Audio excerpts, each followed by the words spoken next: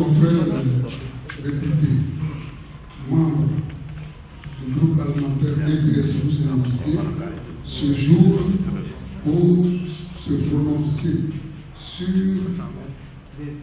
la modification de la loi portant code pénal. Nous allons leur laisser la parole. Bien, merci, chers amis journalistes, d'être présents à ce deuxième point de presse organisé par le groupe EDS. Une question préoccupe les Ivoiriens en cette période. Il s'agit de la question touchant à l'homosexualité. Dans l'opinion nationale, il s'est dit qu'une loi devait être déposée sur la table de l'Assemblée nationale en vue de l'adoption d'une loi sur l'homosexualité. Qu'en est-il en réalité? C'est la raison pour laquelle nous vous avons invité à ce point de presse où nous allons vous donner la lecture que fait le groupe EDS et sa position. Je vais laisser la parole à l'honorable Bergo Auguste pour vous lire notre déclaration sur la question. Je vous remercie. Déclaration du groupe parlementaire EDS sur le projet de modification de l'article 226 de la loi numéro 2019-574 du 26 juin 2019 portant code pénal appelé loi sur l'homosexualité.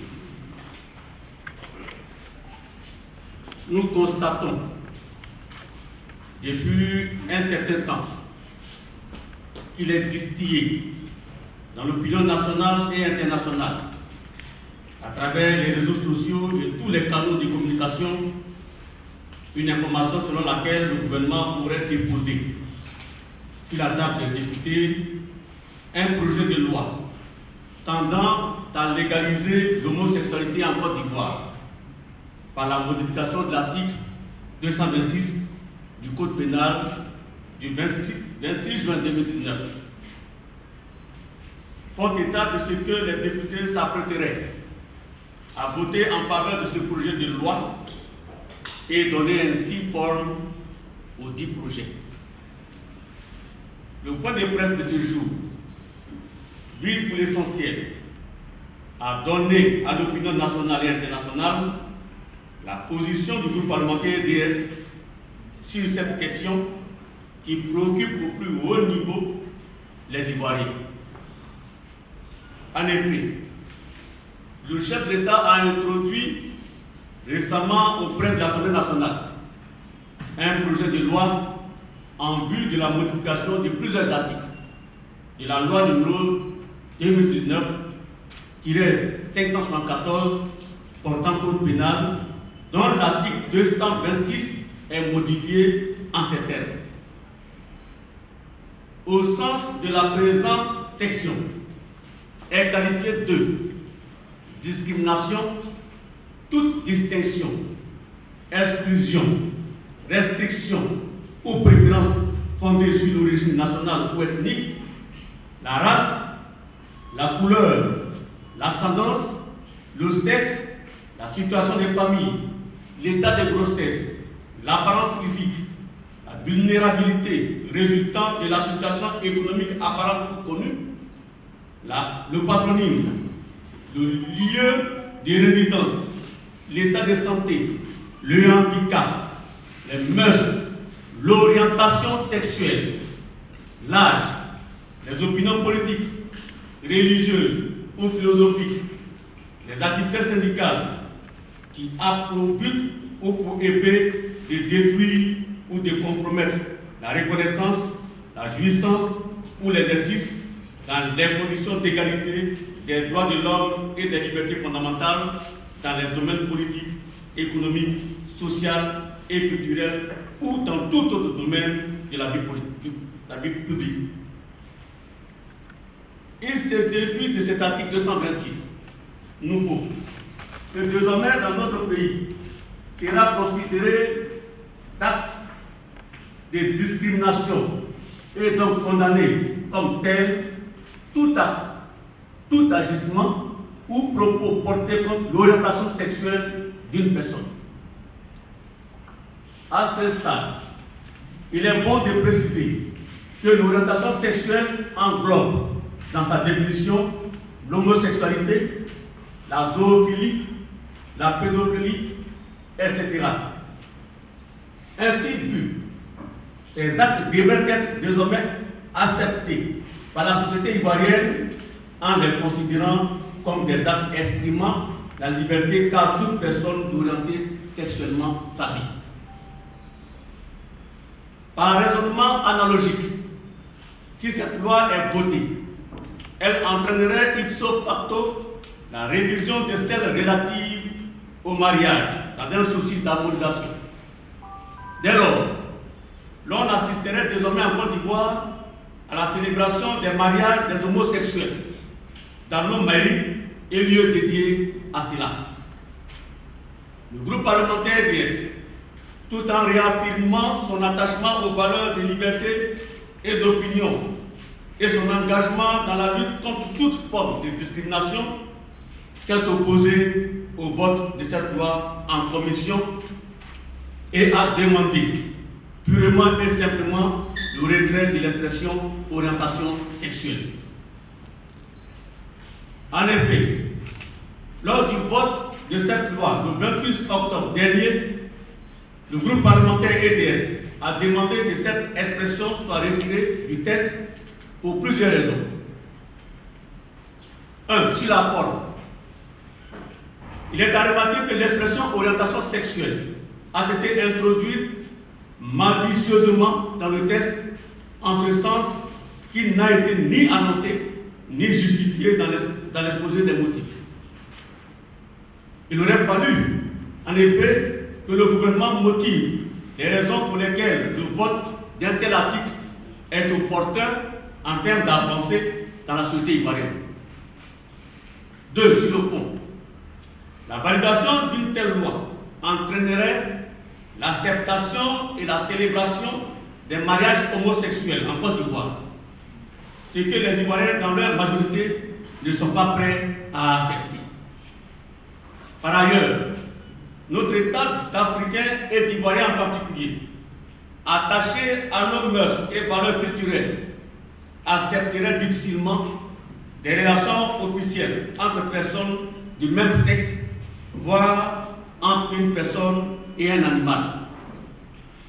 En le disant ainsi, le groupe parlementaire DS veut simplement demander à vivre dans une société dans laquelle l'homme peut exprimer ses libertés en tenant compte de nos valeurs culturelles. Nous refusons le transbordement systématique des pratiques occidentales dans nos sociétés africaines, encore attachées à nos valeurs qui constituent leur essence.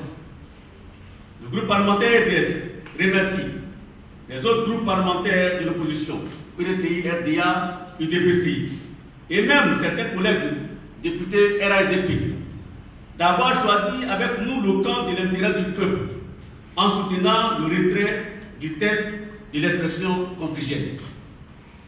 Nous voudrions par ailleurs saluer l'esprit de compréhension et d'honnêteté intellectuelle dont a fait preuve l'émissaire du gouvernement en s'inclinant devant la volonté majoritaire pour que triomphe la démocratie et surtout les valeurs fondamentales auxquelles nous restons pour l'heure attachés. Nous rassurons les populations ivoiriennes que selon le garde des Sceaux, ministre de la Justice, l'expression confligée, orientation sexuelle ne réapparaîtra pas dans le texte lors de son adoption en plénière. fait à Abidjan le 9 novembre 2021, le groupe parlementaire EDS, le deuxième porte-parole, honorable David Auguste. Je vous remercie. Merci, honorable. Avant que le président du groupe parlementaire conclue, je voudrais juste dire aux journalistes qu'il n'y aura pas de questions, parce que c'est un point de presse comme on m'a demandé les invités. Donc, il n'y aura pas de questions. Alors, les députés qui étaient présents pour cette rencontre, il y a l'honorable Hubert Oulaye, je dis c'est par ordre d'écriture, l'honorable Hubert Oulaye, qui est le député de Ligro, l'honorable Georges Armand Ounier, qui est le député de Yopougon, l'honorable Davo Auguste, qui est conférencier de la circonstance, porte-parole adjoint, et député de Iré, l'honorable Akélié Marie, qui est le député de Yopougon, voilà, l'honorable Zahia Berthe, qui est Elali, qui est donc député de Yop aussi, Michel Babou est là, honorable, la conclusion vous appartient. Merci. Et mes remerciements à nos amis des médias. Il n'y aura pas de conférence, c'est pas une conférence de presse. Je suis sûr qu'ils ont des questions qui brûlent et qu'ils auraient bien voulu poser. Mais nous pensons qu'à ce stade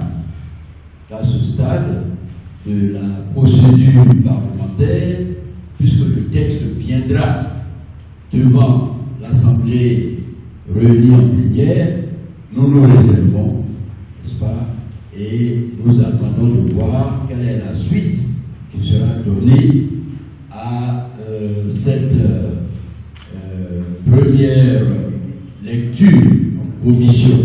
Il s'agissait bien de la commission des affaires générales. Il s'agira donc pour nous de voir si au niveau de la plénière, notre position sera adoptée ou non. À ce moment-là, nous ferons, en tant que de besoin, une conférence où nous nous ouvrirons à toutes les questions. Je vous remercie. Merci, honorable. Merci donc.